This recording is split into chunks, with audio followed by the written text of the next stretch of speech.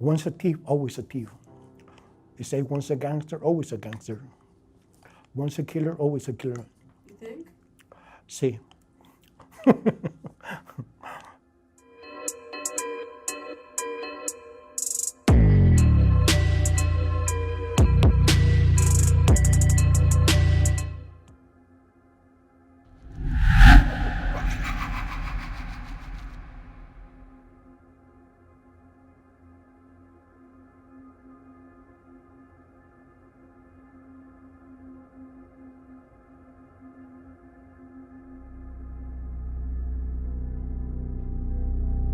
I wasn't born a criminal. My stepdad got busted on 78. Okay, I started selling drugs and I was 16 years old. I was a father by the time I was 16. At that time, that's when my sister got murdered. It says here, nice place to bury motherfuckers. So this is the story Cecilia Martino. She went and told me, hey bro, can you take me to Indio to meet this guy? I said, sure, sister, why not? And I took my sister to this little house to find her stupid friend. Well, I didn't feel comfortable going inside with her. Okay, months passed by and she never came home. First, they found her car, and then they found her body. And I made a statement because I was the last one who saw her. I didn't want to give the full explanation because I want to get them. I didn't want the cops to find them. I want to find them myself. We went to this little house. We broke in there and we found one, I shot him. There was a dish next to the house and I buried them. Why would they have proper burial? Fuck them, let the worm eat them. My friend told me, I want $170,000 from this guy. So I follow him. I called Javier Huerta. They told me that you're a Missouri worker and I want you to come so you can give me an estimate price on my house. They got in, I locked the door. When I turned out, I had my guns out. Motherfucker, hit the floor, motherfucker. And this is good one, I tell you. You stole 10 kilos from cocaine from me. He said, no, it wasn't me. You're lying. 3 days ago, you were in the insurance office. I was across the street looking at you. Yesterday, you were in Office Depot. It was you, your wife, your little girl, and a little boy. Today, at 5 o'clock in the morning, you came out of your house. Your wife was alone in your house. If you don't get my money in 30 minutes, I'm gonna call my friend that is outside your house and he's gonna sue your family. You got your money? I got my money, okay. But another guy told me, kill him. I told him, because you're not my boss or I don't even know you, I'm gonna charge you $10,000 for each one. Okay, I don't care, I pay. He was a friend of one of my brothers-in-law. And I told him, man, whenever you come to my house, don't park your truck on my driveway. You can come as many times you want, but park on the street. 2 weeks later, he parked his stupid truck on my driveway. The third time, this happens about 6 or 7 o'clock in the morning. I told him, man, can you give me a ride to the store? He said, sure, okay. Can I drive your truck? I like your truck. He said, yeah, go ahead. I told him, didn't I tell you not to park in my driveway? And he said he didn't listen to nobody except his mother. Okay.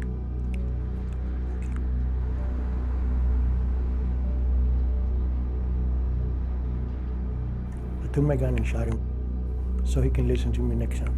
Okay. I went and threw his fucking body in the oranges, okay? I heard that his mother was going crazy.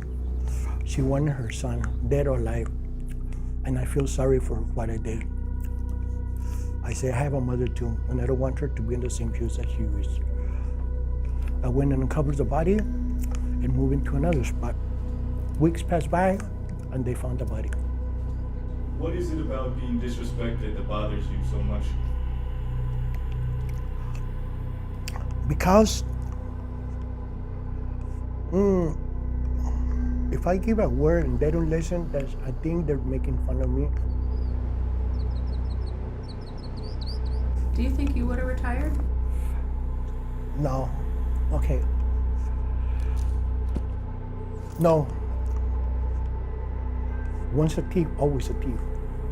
You say once a gangster, always a gangster. Once a killer, always a killer. Sí.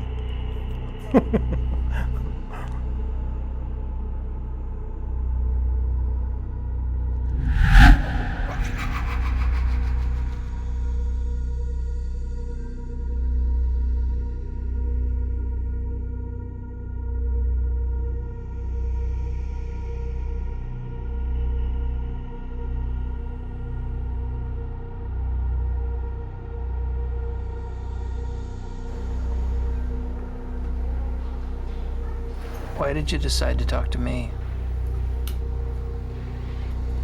Well, basically, I think I tried it.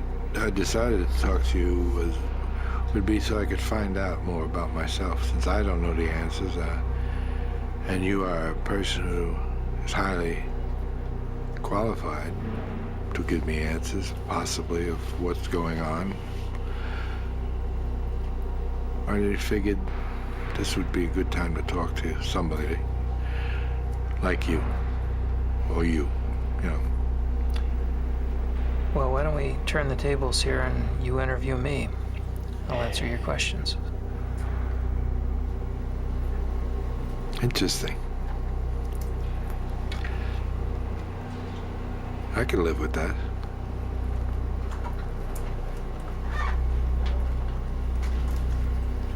Just so happens I might have a question for you.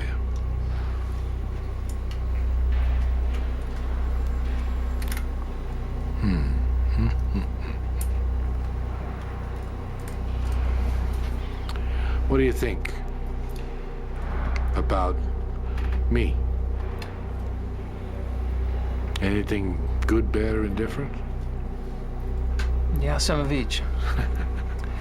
The issues about your behavior, I think there are really a couple things to say. The things that I'm most sure of, based on the information you've told me, are that your principal problem has been a warp in your personality. And we classify personality according to different types.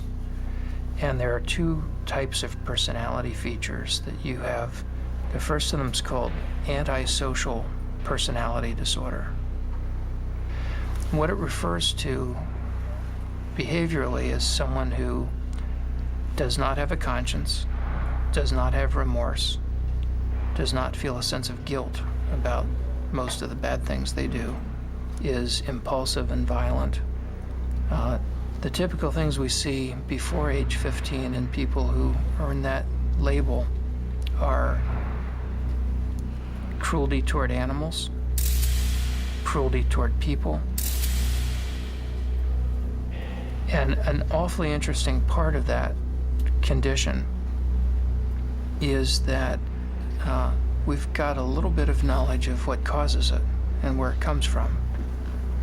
And that's where there's some good news and some bad news. The bad news is that part of where that comes from is hereditary. That there's a genetic basis to being a fearless person. And you've told me about how rarely you have any experience that even begins to resemble nervousness or fear. It takes extreme things to make you have a sense of impending danger. Normal people get fearful about a wide variety of things frequently and would be beside themselves with the kinds of experiences that you had on a weekly basis. You couldn't have done the things you did if you were capable of ordinary fear. But the fact that you're born with a genetic predisposition to fearlessness doesn't mean that it's inevitable for you to become a criminal. Because some people who have that genetic predisposition to fearlessness become pro-social risk takers. They do things like drive race cars, test fly planes, fighter pilots, bomb disposal technicians. Now, those are all jobs where it helps to have a lot of fearlessness. And in fact, some people in law enforcement are brave and have that same capacity to be fearless. And the difference between the people who grow up to be risk-taking good guys with white hats and the people who grow up to be risk-taking bad guys with a long, long rap sheet and a lot of crimes has to do with how their parents raise them. If you raise a kid with love and kindness and affection most of the time, you've got a good shot at their growing up to be decent, caring, loving human beings and treating their own kids well. But if you raise a kid the way Stanley raised you, with no love, no affection, constant abuse, beatings for no reason, all you teach is hatred. You make it impossible for that child to grow up and form strong attachments and loving, caring relationships, or to be willing to risk themselves to protect the world. So I think you got to be this kind of antisocial, psychopathic person, both by getting Stanley's genes and having Stanley's parenting and your mother's cold, standoffish way of treating you. In other words, that part of you was both born and made. But your own kids and your own grandchildren will turn out according to how you and Barbara raised them, despite whatever genetic influence there may be. The other thing that I think is true about you is another personality style, where I think it's fair to say that you've got the features of what we call a paranoid personality disorder. The general rule for someone who is paranoid is to trust no one, let no one get too close to you, and to never forgive anyone who does you wrong.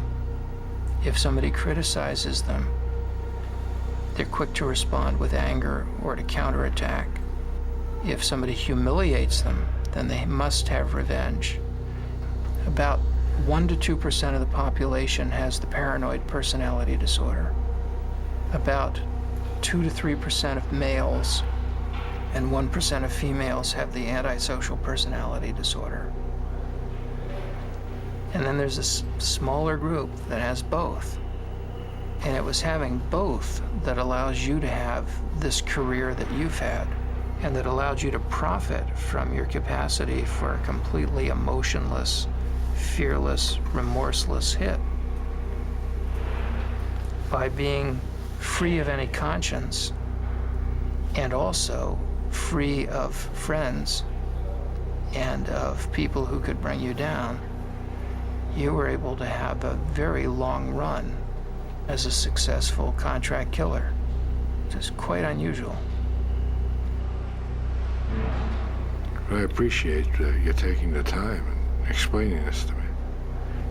I am probably the loneliest person in the world because I have nothing I care for, and I can't make any friends to have any kind of a relationship, or so I've lost everything. I've lost everything I ever cared for, everything I ever wanted. It's down the toilet. Since there is no love in my life, I must have something to replace it, so I replace it with hate. Constant hate, constant reminder to hate. And what's that do for you? keeps my left foot going in front of my right foot. Keeps me moving. Without it, I would probably just plop down someplace and have no reason to continue. Is that all you've got left is hate? That's all I've got left. Everything that I ever cared for is gone. Everything I ever liked is gone. Everything that meant anything to me is gone. So hate. That's all you started with, too. Then I've come full circle. It's time for me to die.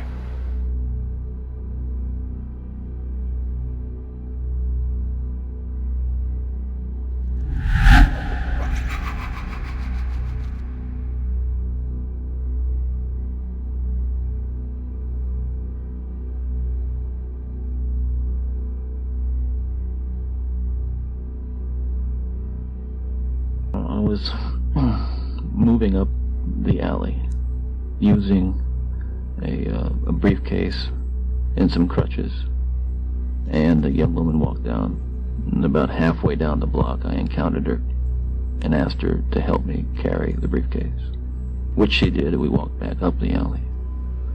Basically, when we reached the car, what happened was I knocked her unconscious with the crowbar, and I handcuffed her and put her in the the passenger side of the car and drove away.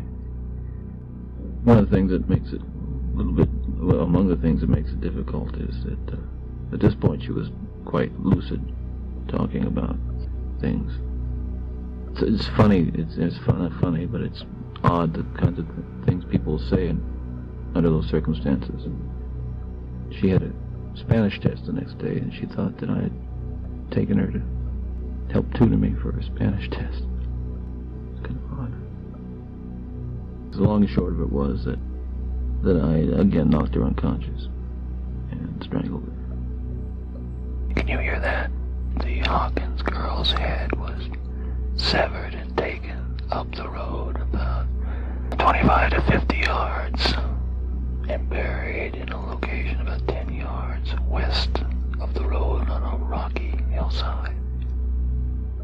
By this time it was almost dawn, but on this particular morning I was just absolutely, again, just shocked, kind of scared to death, shocked, horrified and I went down the road throwing the briefcase, the crutches, the rope, the clothes, just tossing them out the window, and the crowbar, everything, handcuffs, everything. I get mad at myself a few weeks later because I'd have to go out and buy another pair. I mean, it's not comical, but that's what would happen.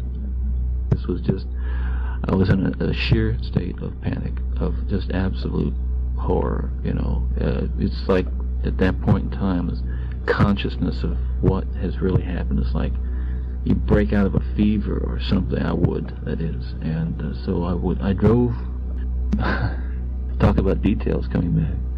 I couldn't find one of the shoes, so I thought it was there, but it wasn't.